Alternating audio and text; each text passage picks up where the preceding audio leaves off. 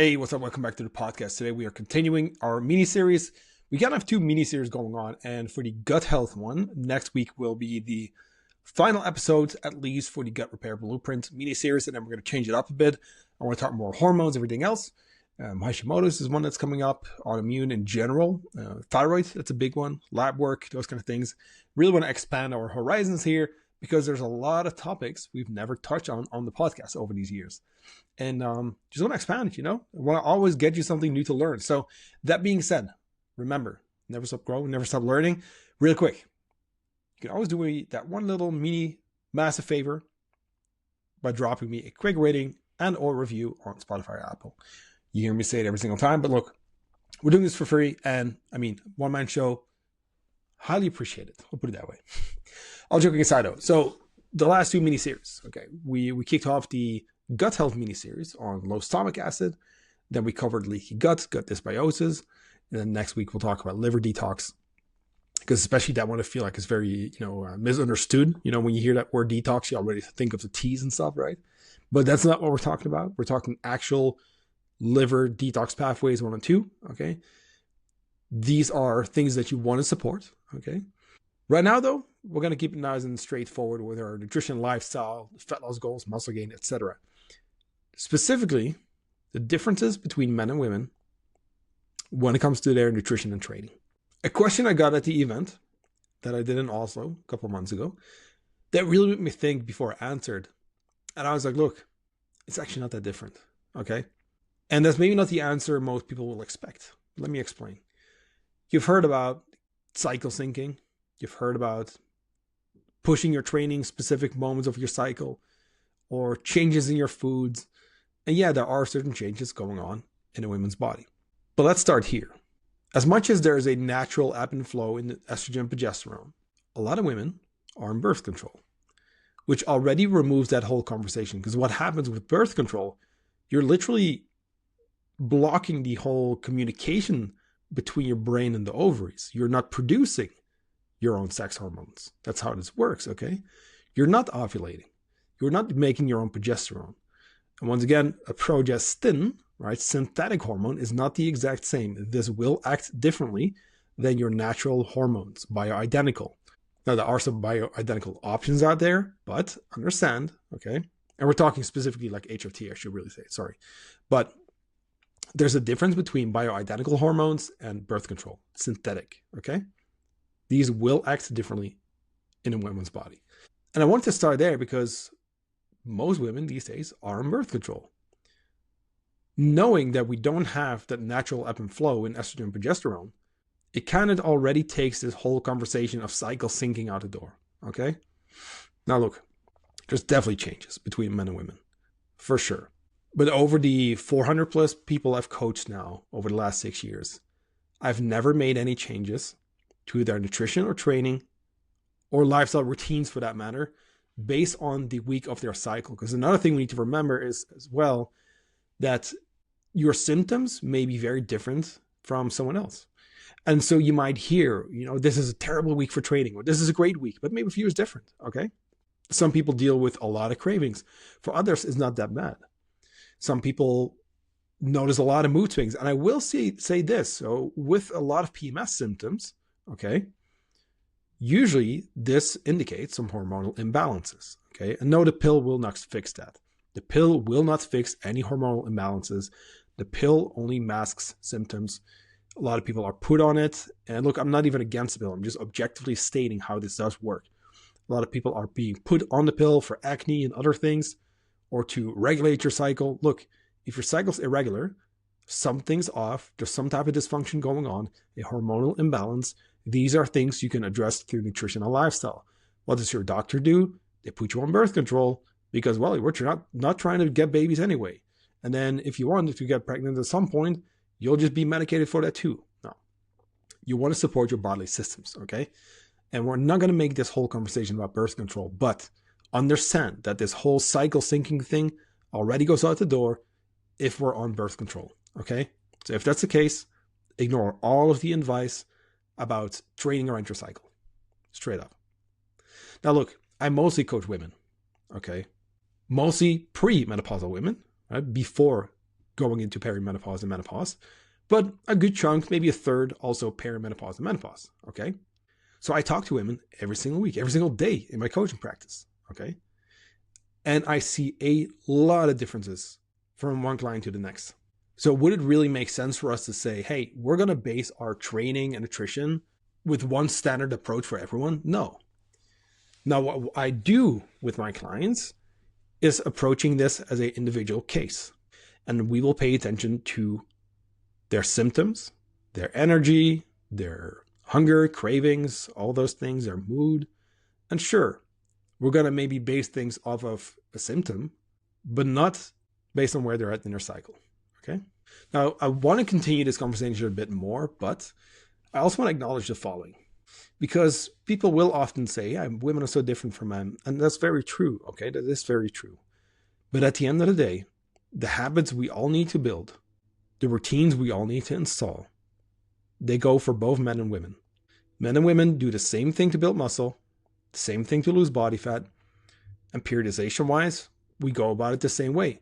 Now, per individual is going to look different, maybe, okay? And a lot of people may not be in a place where they should be dieting. Okay, those people are going to spend a lot more time working through maintenance, okay, doing that properly. And especially once you go through perimenopause, absolutely, there's going to be hormonal changes, right? At some point, estrogen, progesterone are going to go down because your ovaries stop producing them. Now, testosterone is also partially produced by the adrenals, which is why it usually stays up a little bit longer, but also that will eventually go down, which is also where testing comes in. Because when you're on HRT in the future, if you want to, you're still going to want to monitor that so that you're getting the right dosages in the right amounts, okay? Both estrogen, progesterone, as well as testosterone. Women also need testosterone. This is not just a male hormone. That should be another topic for a podcast. Look, even like I feel like almost every episode we've done here in this mini-series has sparked a new idea for another podcast, which is kind of fun. But look, at the end of the day, we all need to eat protein. We all need to eat fruits and veggies. We all need to get our steps in and sleep 7 to 8 hours a night consistently.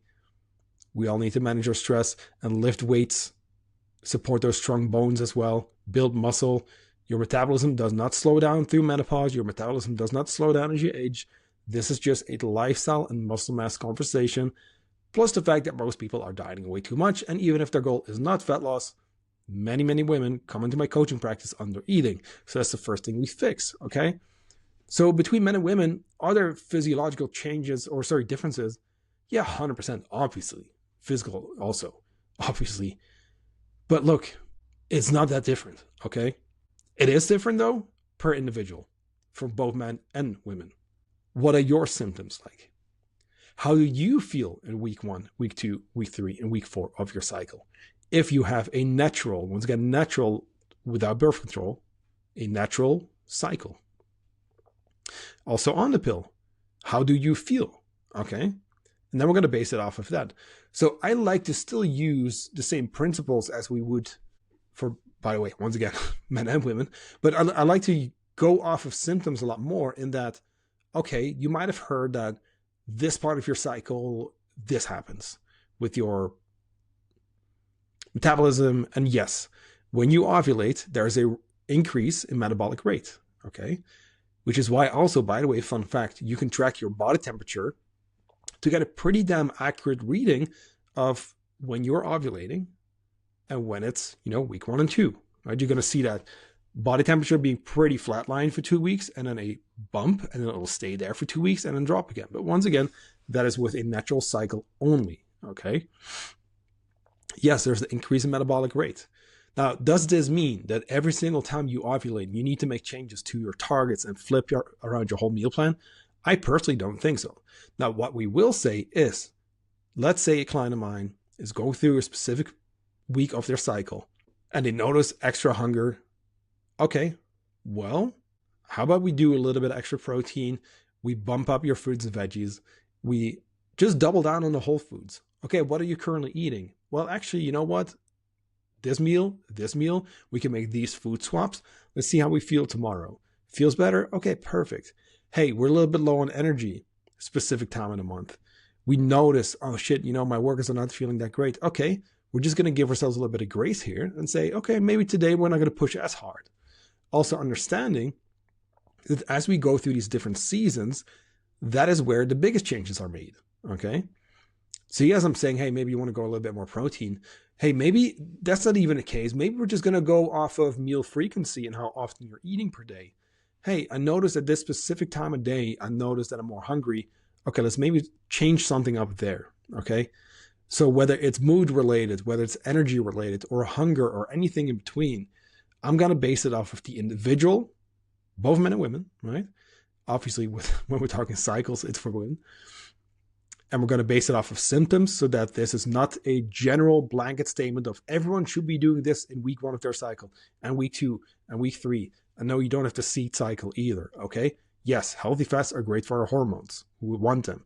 But also carbohydrate, also very important. But I've never made any changes to someone's macros based off of their cycle, okay? The basics go for everyone, whether we have a cycle or not, whether we're man or woman.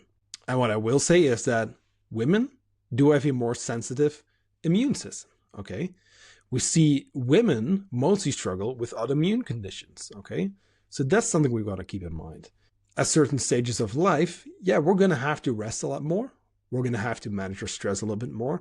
And especially when we go through those phases of perimenopause and menopause, this is, yes, where I do believe there are some bigger changes. Obviously, I literally coach people through perimenopause and menopause right now. But first off, are we going to say, well, this is just my hormones, or are we going to actually test and see on paper where your hormones are actually at? And almost every single time I've had people say, hey, I feel like this and this and this. My PMS symptoms are crazy. I am so cranky around that cycle. Okay, let's actually check our hormones. I'm very anxious, etc., right?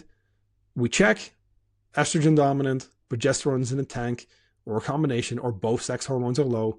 Hey, we do a Dutch test. Hey, your adrenals are fried too. We're dealing with stage 3 adrenal dysfunction. Now it all makes sense, you see?